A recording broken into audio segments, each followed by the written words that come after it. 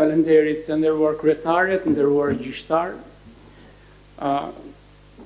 Së pari unë dua të them që ka shumë rëndësi për ne të evidentojmë faktin që ne I qëndrojmë para shtresës parashtrimeve të paraqitura para jush në datën 15 tetor, sikurse na I kërkuat. Dhe ndërhyrja jonë këtu është vetëm në funksion të atyre parashtrimeve, ne nuk jemi duke modifikuar qëndrimin tonë, nuk jemi ndryshuar asnjë nga argumentat tona të shprehura në atë parashtrim. Kjo ka rëndësi ta themi në mënyrë të veçantë ne si përfaqësues të Presidentit të Republikës, sepse pretendimi ynë është që dekreti I Presidentit të Republikës ka qenë kushtetues në datën 1 tetor të këtij viti, kur ai u mor, kur Presidenti nxorri dekretin për shpalljen e zgjedhjeve të pjesshme, ndër të tjera për Bashkimin Tiranë, dhe ngelet I tillë sot për shkak se ka qenë kushtetues atje në atë datë. Jo për shkak se neve nisur nga shkëmbimi I pozicioneve, argumentave, qëndrimeve të mbajtura në këtë proces që po zhvillohet para jush, kemi evoluar pozicionin tonë. Nuk është kështu. Dekreti ka qenë I tillë dhe mbetet I tillë për shkak se kushtetuta dhe jurisprudenca e gjykatës kushtetuese që janë ende në fuqi të pandryshuara sot e kësaj dite e bënin dekretin kushtetues. Nëse më lejoni unë do ndalem shkurtimisht tek vendimi juaj në raport me kërkesën tonë paraprake që paraqitëm sot.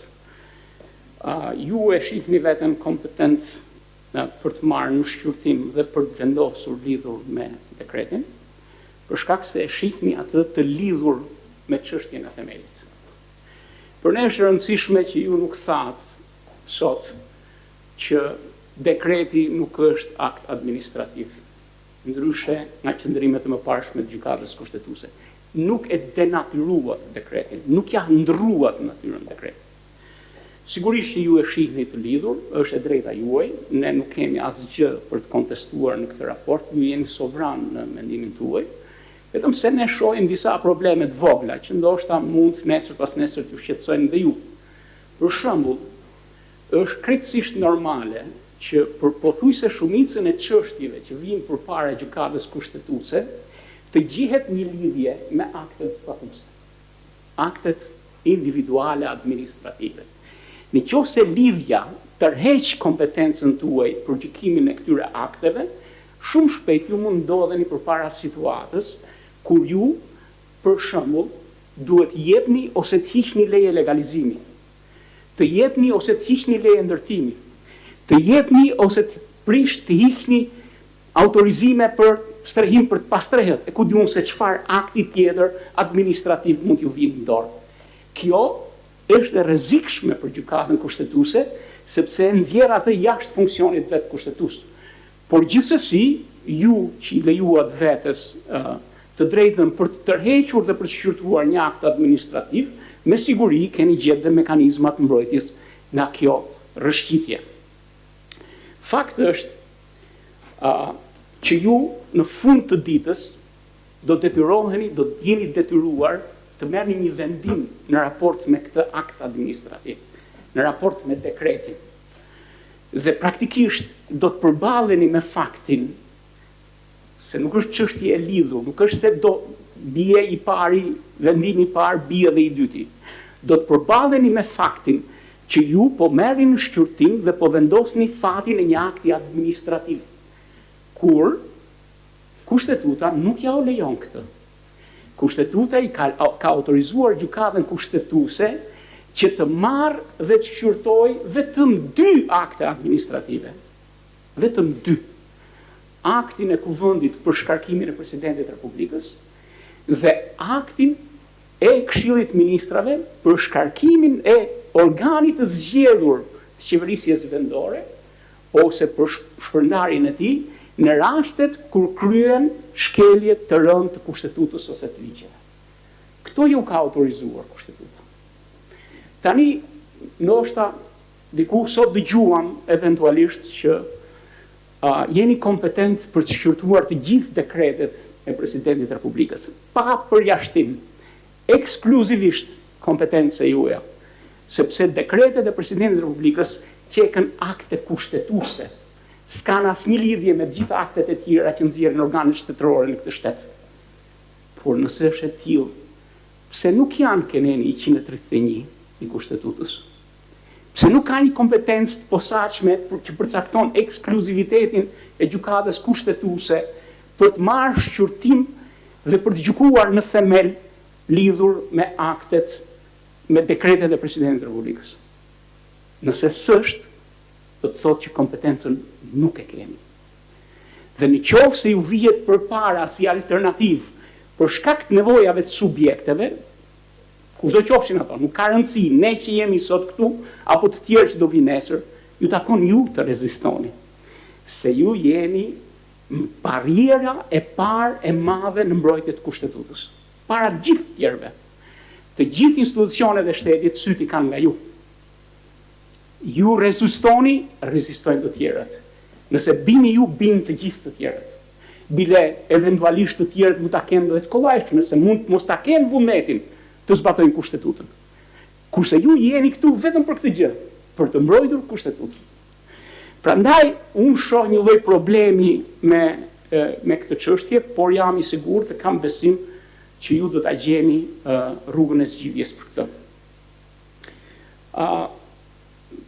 Vendimi juaj për të përfshirë Presidentin e Republikës, dekretin dhe bashkë me dekretin Presidentin e Republikës në rrethin tuaj të kompetencave ka disa probleme thelbësore në raport me, si thosh, modalitetet e punës tuaj. Gjëja e parë që ju shihni kur ju vjen përpara një çështje, ju shikoni legjitimitetin. Është e para fare. Dhe shikoni me fanatizëm legjitim, duke formuar shkollë për të gjithë klasën e juristëve të Shqipërisë. Ka institucione tjera që kopjojnë metodën tuaj të shqyrtimit dhe vlerësimit të legjitimitetit. Gjëja e parë që diskutohet në këto raste është, po mirë, ka interes të ligjshëm subjekti që ju vjen juve në lëvizje për të vënë në lëvizje gjykatën kushtetuese?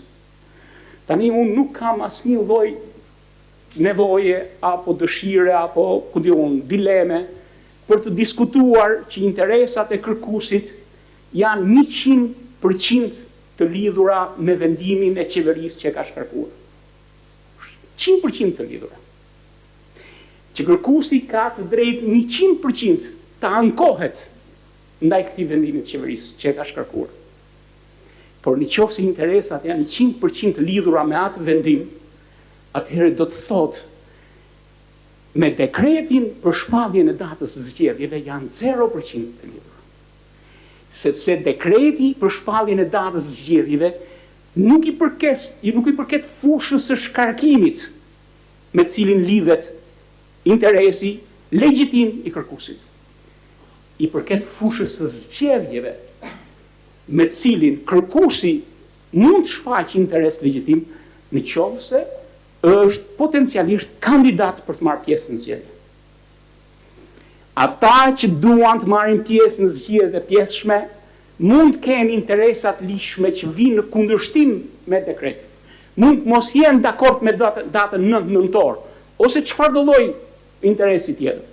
Dhe ata kanë të drejtë që interesin e tyre ta mbrojnë në gjykatë. Në gjykatë, jo në gjykatën kushtetuese. Gjykata kushtetuese është gjykatë themeli, siç e tham, vetëm në 2 raste, nuk ka raste tjera. Dhe kjo është një përputhje të plotë me ngërhinën kushtetuese që kemi ne.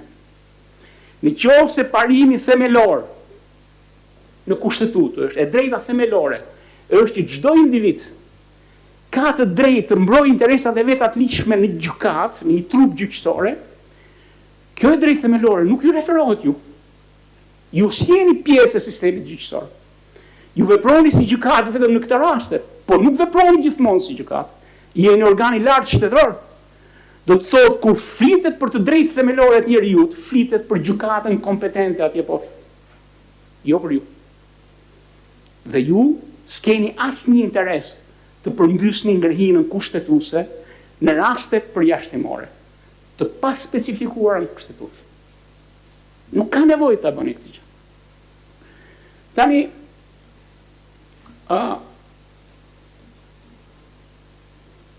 kërkuesi është përpjekur që të argumentojë në materialin me shkrim të paktën që dekreti presidentit nuk është akt administrativ, eventualisht akt normativ, ose siç e tham, akt me natyrë kushtetuese, specifike. Dhe për këtë shkak i takon është kompetencë ekskluzive e gjykatës kushtetuese. Argumentat që janë sjell në dokumentacionin që ka shoqëruar gjithë shpjegimet e kërkuesit janë që të gjitha vjen re se bie shumë në sy. Janë që të gjitha të lidhura me modele, me referenca, me praktika, me ligje të shteteve tjera. Asnjë me ligjin shqiptar. Asnjë me praktikën shqiptare. Asnjë me jurisprudencën e gjykatës kushtetuese shqiptare. Pse? Sepse argumenti nuk qëndron. Ligji shqiptar është preciz sa i takon natyrës së dekretit të presidentit dhe nuk lë hapësirë për dyshime. Kodi i procedurave administrative është preciz për sa i takon shpjegimit të natyrës thelbësore të akteve administrative. Nuk lë hapësirë për debate. Ka vetëm një diskutim për aktet e presidentit të Republikës, nëse ata janë akte administrative individuale, se janë disa të tilla, apo nëse janë akte administrative kolektive, se janë disa të tilla. Me kodin e ri të procedurave administrative, shpallja e datës zgjedhjeve është akt administrativ kolektiv. Po gjithsesi, akt administrativ mbetet. Gjithsesi jashtë kompetencës tuaj. Kështu që sa kohë që ligji shqiptar është i qartë, sa kohë që kushtetuta e Shqipërisë është e qartë, sa kohë që praktika e gjykatës kushtetuese të Shqipërisë është e qartë, për çfarë na duhen modelet e, nuk e di, se si mbaj Hungarisë, Moldavisë, Belgjikës, Iranit apo Marsit. Nuk na duhen. Na duhet modeli shqiptar dhe mbi bazën e tij ne marrim vendimet dhe diskutojmë kompetencën. Ka një gjë që ndoshta meriton të thuhet pa u lodhur, se është e rëndësishme. Është një maksim që ju e keni përdorur pothuajse në të gjithë vendimet tuaja gjyqësore. Unë po e citoj nga një vendim, çfarë do, nuk ka rëndësi, një vendim i 2024. Në vlerësimin e kushtetueshmërisë së ligjeve, gjykata niset nga prezumimi i kushtetueshmërisë të tyre, si dhe nga mundësia e interpretimit pajtues të tyre. Është shumë e rëndësishme. Dhe shumë e rëndësishme për momentin e parë kur ju vendosët të merreni me këtë çështje. Pse? Nëse shikoni me kujdes, në themel të kërkesës, kur ajo u paraqit, tash më duket se pas ka ndryshuar qëndrimi, por kur ajo u paraqit, kishte një arsyetim. Shkronja B dhe C të nenit 62 janë antikushtetuese. Prandaj, ne zbatojmë nenin 115 dhe nga kjo ne fitojmë të drejtën tonë për të angazhuar gjykatën kushtetuese dhe për të bllokuar efektet e vendimit të qeverisë për shkarkimin. Kur e pranuat, ju bëtuajnë prezumimin se ne jemi 62, të paktën 2 shkronjat të tij janë antikushtetuese. Në një procedurë, jo sipas shkronjës A të nenit 131, që do të ishte procedura e rregullt për të diskutuar lëndën e pajtueshmërisë ligjit me kushtetutën, por një procedurë gjykimi themeli, siç e tham duket një nga anëtarët e nderuar të trupës, sipas nenit 115, që është procedurë e huaj për të diskutuar pajtueshmërinë.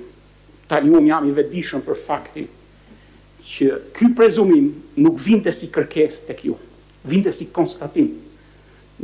Konstatim, të cilit ju e morët si të mëlqen, çështja juaj, nuk ka rëndësi, po unë duhet ta evidentoj këtë gjë. Pra, mbi një konstatim të pa rregullt, të babaz dhe jo kushtetues, u nis kjo procedurë shqyrtimi administrativ. Sot që flasim, siç doli nga debati, kërkuesi nuk e ka më këtë qëndrim. Nuk e kërkon më deklarimin antikushtetues të shkronjës B dhe C të nenit 62. Tani ka një qëndrim tjetër, që i duket më i përshtatshëm, qëndrimin e interpretimit në koherencë të dispozitës së nenit 115 dhe dispozitës së nenit 62 të ligjit. Por, maksima juaj ngelet, parimi që evidenton kërkuesi, duke thënë që duhet akte, do më thënë, dispozitat të shihen, të lexohen në harmoni me njëra tjetrën dhe sipas hierarkisë, rrjedh nga kjo maksim. Rrjedh nga arsyetimi fillestar, gjykata kushtetuese në analizë niset nga prezumimi i pajtueshmërisë të tyre. Kërkuesi nuk e thot këtë gjë, bën dhe diçka më shumë. Perceptimin e tij për nenin 115 e konsideron të mirë qenë, nuk e dhe kurrë ndyshim. Dhe mbi bazën e atij perceptimi vendos gjithçka në kontekstin e tij. Ndërkohë që leximi në harmoni i dispozitave nuk është kështu. Leximi në harmoni i dispozitave është gjithmonë neutral. Në harmoni, dispozitat janë të vlefshme të gjitha bashkë dhe interpretohen të gjitha bashkë në funksion të njëra tjetrës. Dhe nëse është kështu, atëherë është e vërtet që ka një interpretim minimalisht, po aq legjitim sa interpretimi i kërkuesit, po themi nga pozicioni palës realisht kushtetues, sepse nuk ka nevojë të deklarojë antikushtetuese pjesë të legjislacionit, por i merr gjitha në harmoni. Dhe është interpretimi i bërë nga organet shtetërore që janë marrë me çështje. Në radhë parë dhe me të gjitha, nga Këshilli Bashkiak dhe Këshilli i Ministrave, sepse për Presidentin e Republikës çështja është formalitet. Presidenti i Republikës merr një akt zyrtar të këtij shteti dhe shef cilat janë detyrimet e tij në raport me procesin zgjedhor. Presidenti i Republikës nuk është hallk verifikimi. Nuk është gjykatë supreme për të marrë dhe për të shqyrtuar ligjshmërinë e aktit. Presidenti i Republikës shef vetëm institucioni kompetent ka zbatuar në rregull procedurat e veta, ka bazë ligjore vullnetin e Këshillit Bashkiak në këtë rast, sepse ky rast është i lidhur me vullnetin e Këshillit Bashkiak, do të thotë ka plotësuar kriteret, kushtet ligjore dhe përpasoj Presidenti i Republikës duhet të bindet. Duhet të bindet. Mendoni për një moment çfarë do ndodhte në Shqipëri nëse Presidenti i Republikës ditën që i erdhi vendimi i Këshillit të Ministrave të thoshte unë nuk e marr për bazë këtë vendim, s'dua. Për mua shkronja C e nenit 62 është antikushtetuese. Nuk jam i detyruar të zbatoj. A nuk do t'i bënte atentat në zemër shtetit ligjor? Presidenti i Republikës, si çdo institucion, është i detyruar të zbatojë ligjin në formën që ligji është, sa kohë që ligji është në fuqi. Ose, përndryshe, nëse ka një opinion të vetin, jashtë procedurës zbatuese, të provokojë gjykatën kushtetuese me një kërkesë për papajtueshmëri. Por jashtë procedurës zbatuese. Ky është kuadri ligjor në Shqipëri. Dhe ky kuadër ligjor nuk le vend për ekuivok. Dhe nuk ka asnjë mundësi që ne sot të shpikim procedurë të re, për shkak se ndodhemi përpara një ngërçi të paparashikuar.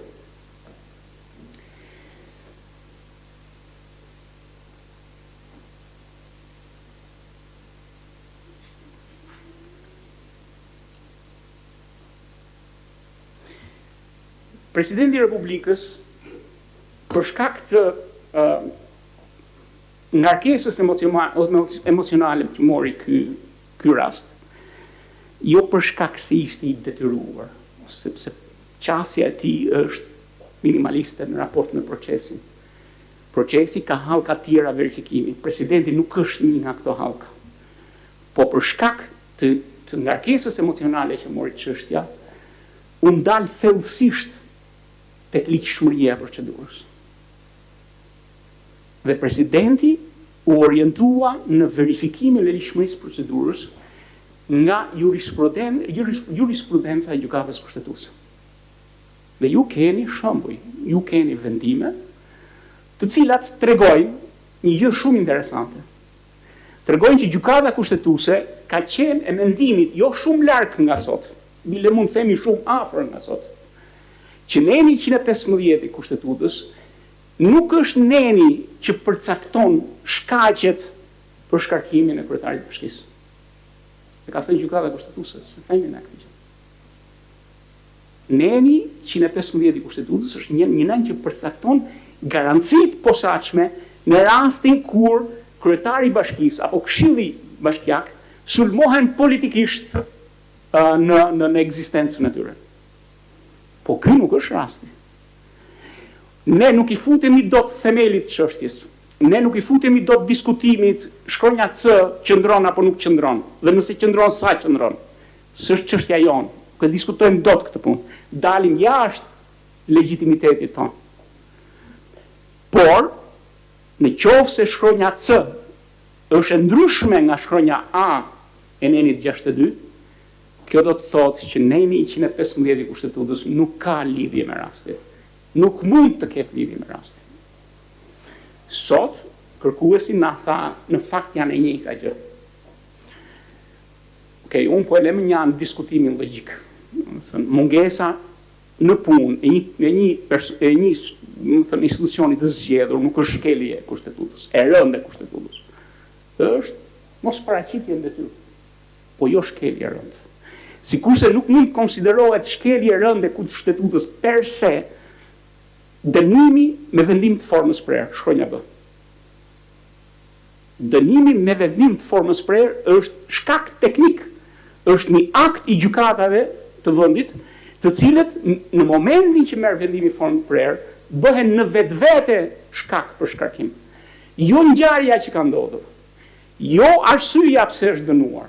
Vetë fakti i ekzistencës një vendimi formës prerë është shkak për shkarkim. Këto nuk janë shkelje të kushtetutës.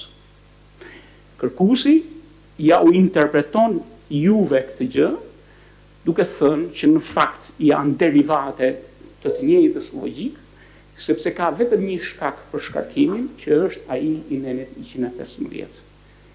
Nuk mund të jetë vërtet. Në rastin e përparshme ju keni thënë që nuk është e vërtetë. Ju e keni thënë në mënyrë specifike këtë gjë kur keni gjykuar mos gaboj në vitin 2017 kryetarin e Bashkisë Kavajës në atë kohë, i cili është shkarkuar në bazë jo nga Këshilli i Ministrave dhe jo në bazë në 115, por është shkarkuar për efekt të ligjit për dekriminalizimin, dhe ju i keni thënë në gjykatë kushtetuese vihet vetëm për shkelje të rëndë të kushtetutës dhe të ligjit. Nëse nuk ka shkelje të rëndë të kushtetutës dhe të ligjit, na fal, po duhet shkosh në gjykatën administrative.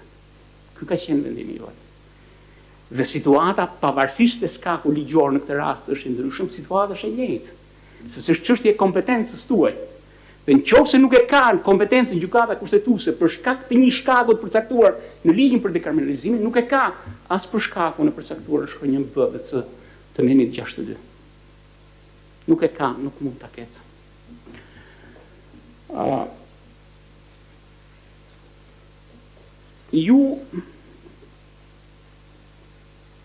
Ju do merrni vendimin që ju e gjykoni të arsyeshëm. Ju jeni sovran në vendimarrjen tuaj. Po kur ta shqyrtoni, kur ta pleqëroni këtë punë, ndoshta ka vend të diskutoni me veten tuaj një gjë që është e rëndësishme për funksionimin e këtij shteti, të institucioneve të larta shtetërore dhe të mekanizmit kushtetues që është sot në fuqi. Presidenti i Republikës me devotshmëri absolute, kur ka marrë vendimin e tij, ka respektu kushtetutën, ka respektu jurisprudencën e gjykatës kushtetuese,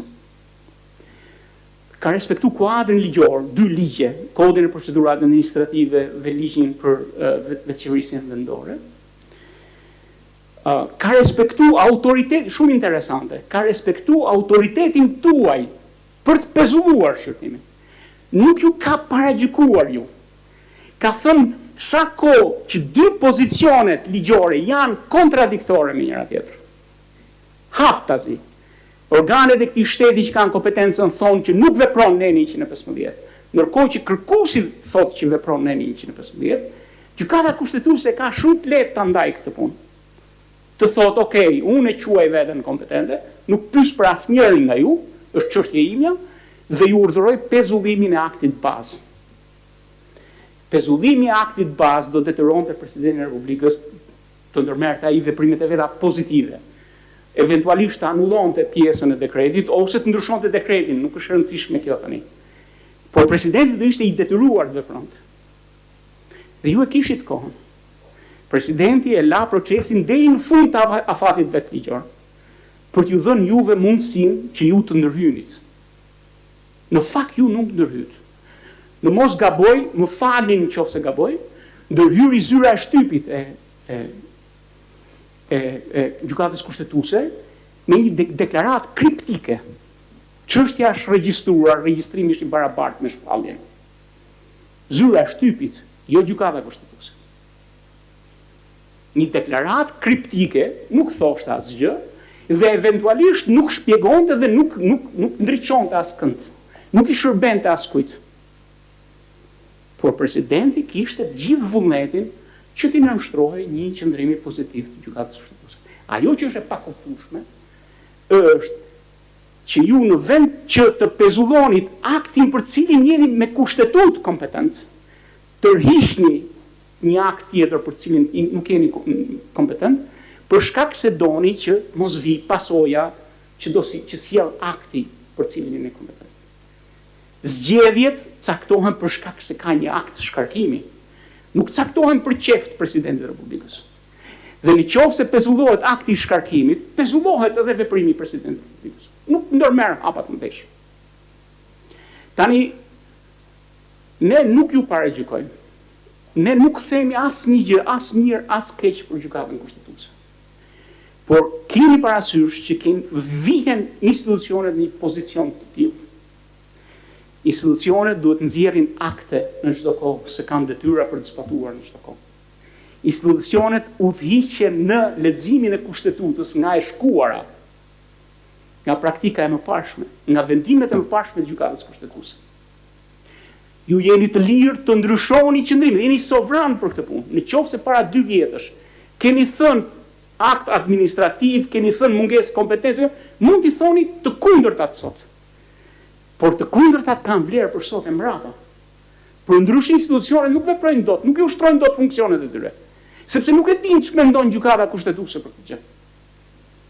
Prandaj është e rëndësishme që të gjithë kuptojnë siguria juridike dhe shteti ligjor kanë në themel kushtetutën dhe jurisprudencën tuaj.